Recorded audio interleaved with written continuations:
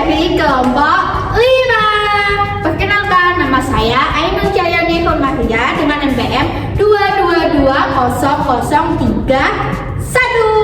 Saya Kesha Jilnardaki dengan NPM 2220023. Saya Rismanati Baene dengan NPM 22220021. Saya Desriandaki dengan NPM 2222008. Saya Rian Fatirwendi dengan NPM 22220015. See you next video. Bye. Halo, selamat pagi semua. Kami dari kelompok 5. Di sini ada saya Ainun Jayani Komaria dan teman saya Risman, Rio, Kesha dan juga Desi. Kami dari Universitas Wijaya Kusuma dengan Prodi Agribisnis. Kami akan memaparkan mata kuliah riset pemasaran agribisnis. Pada kesempatan ini, kami akan memaparkan materi yang sangat penting dalam dunia riset, yaitu pengembangan kuesioner dan validitas. Dalam setiap riset, data ada kunci, dan kuesioner adalah salah satu alat utama untuk mengumpulkan data tersebut. Namun, kuesioner yang baik tidak hanya sekedar berisi pernyataan, tapi juga harus teruji validitasnya. Bersama saya, Ainun Jayani Komaria, ada teman saya Risman Hati Baene, Rio Ahmad Effendi, Desriandaki, dan Kesha Angelinardaki yang akan menjelaskan materi ini secara detail. Tanpa berlama-lama, mari kita mulai dengan langkah-langkah pengembangan kuesioner yang akan disampaikan oleh teman saya, Risman Hati Baene. Selanjutnya mari kita bahas bagaimana cara mengembangkan kuesioner yang baik dan efektif. Secara umum ada 5 dasar dalam menentukan pengembangan kuesioner. Yang pertama yaitu menentukan tujuan riset. Misalnya dalam riset pemasaran agribisnis, tujuan kita mungkin untuk mengukur tingkat kepuasan petani terhadap pupuk yang digunakan. Kedua, kita melakukan identifikasi variabel dan indikator dari tujuan tersebut. Dari tujuan sebelumnya, kita bisa menentukan variabel yang kita gunakan, yaitu kepuasan petani. Lalu yang menjadi indikatornya bisa berupa kualitas pupuk, harga jual, dan pelayanan purna jual. Langkah ketiga yaitu merumuskan pertanyaan. Kita perlu memastikan pertanyaan kita jelas, tidak ambigu dan relevan. Gunakan skala yang sesuai seperti skala Likert untuk mengukur kepuasan. Misalnya, seberapa puas Anda dengan hasil panen setelah menggunakan pupuk tersebut? Lalu responden akan merespon pertanyaan kita yaitu sangat puas ataupun sangat tidak puas. Lalu keempat, kita melakukan desain tata letak terkait kuesioner yang kita gunakan agar mudah dibaca. Dan yang terakhir, yang paling krusial, lakukan uji coba atau pilot test pada sampel kecil. Tujuannya untuk memastikan semua pertanyaan dapat dipahami dengan baik sebelum kuesioner tersebut tersebar ke responden yang kita tuju. Sebagai analogi, bayangkan panangan validitas adalah saat kita bisa menembak tepat ke sasaran. Sementara itu, reliabilitas adalah saat tembakan kita mengelompok. Alat ukur bisa saja reliable atau konsisten, tapi tidak valid, yaitu saat semua tembakan kita mengelompok tapi meleset dari sasaran.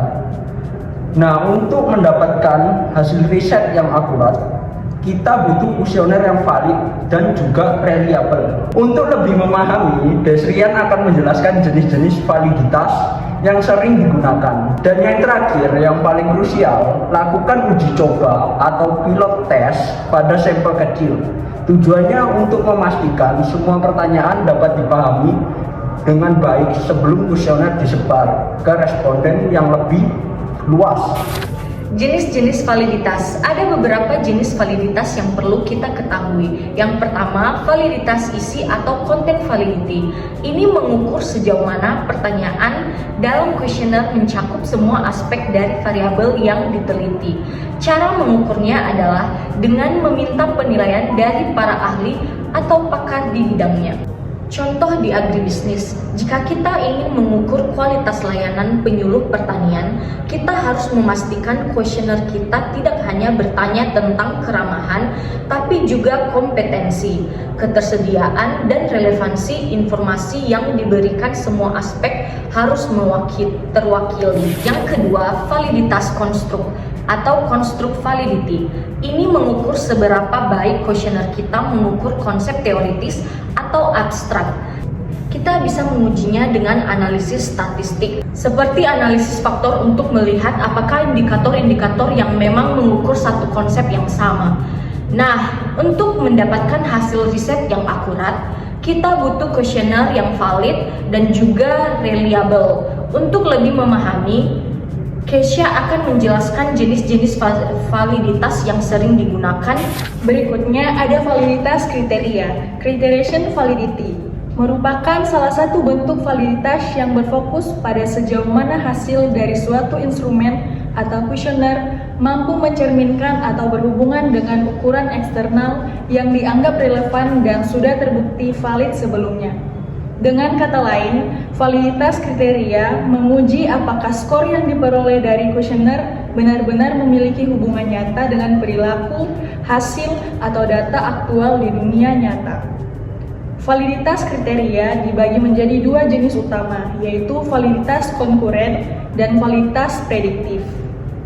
Yang pertama, validitas konkuren atau concurrent validity adalah jenis validitas menilai sejauh mana skor dari instrumen baru memiliki hubungan yang kuat dengan instrumen atau ukuran lain yang telah dianggap valid pada waktu yang sama. Misalnya, ketika kita membuat kuesioner baru untuk mengukur tingkat kepuasan petani terhadap layanan koperasi, kita dapat membandingkan hasilnya dengan kuesioner kepuasan pelanggan yang sudah sering digunakan dan telah terbukti valid.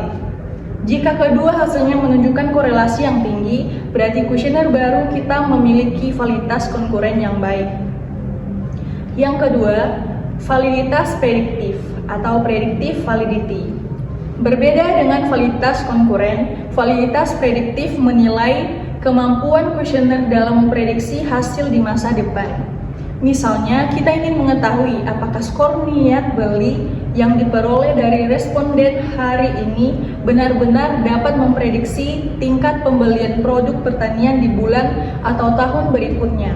Jika ternyata nilai skor tersebut memiliki hubungan yang signifikan dengan data pembelian aktual di masa depan, maka kuesioner kita dapat dikatakan memiliki validitas prediktif yang tinggi.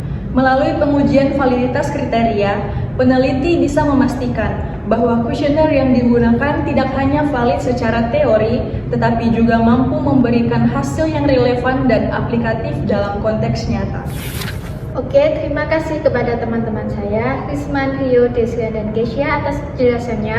Sebagai kesimpulan, pengembangan kuesioner yang matang dan penguji validitas yang tepat adalah fondasi utama bagi setiap riset pemasaran agribisnis.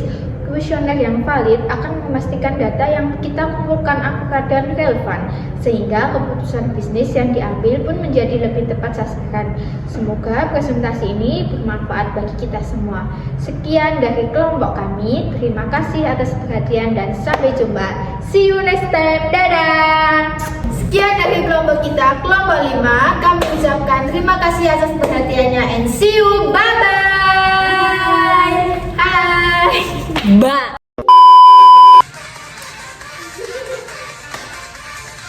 Mundur coy. Kamu man. Jangan dulu asal respon dulu kamu. 1, 2, 3. Assalamualaikum warahmatullahi wabarakatuh. Indikator yang memang mengukur apa sih? Indikator. Oh. Indikator. Mau sih.